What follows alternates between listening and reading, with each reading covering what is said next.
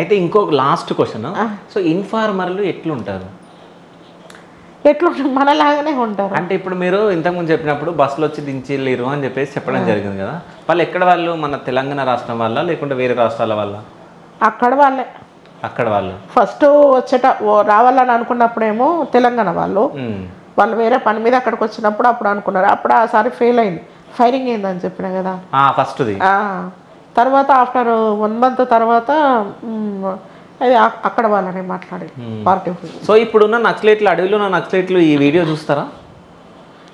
అప్పుడు 15-16 years back ఏమైందంటే కేవలం రేడియో మీదనే ఆధారపడి. ఇప్పుడు ఫోన్లు ఉండొచ్చు. ఇప్పుడు ఫోన్లు ఖచ్చితంగా. అప్పుడు కూడా ఫోన్లు ఉన్నాయి, కాకపోతే ఏంటంటే చిన్న చిన్న నోకియా ఫోన్స్ ఉన్నాయి. ఇప్పుడు ఏంటి అంటే ఇప్పుడు ఆండ్రాయిడ్ ఫోన్సే ఉన్నాయి.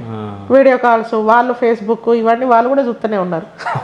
అన్ని ఇప్పుడు అవన్నీ సెల్ఫీలు ఎట్లా వచ్చినాయి అండి చెప్పండి, నాకు అర్థమవుతలే. సరే సరే, ఇప్పుడు అవన్నీ ఉన్నాయి కదా.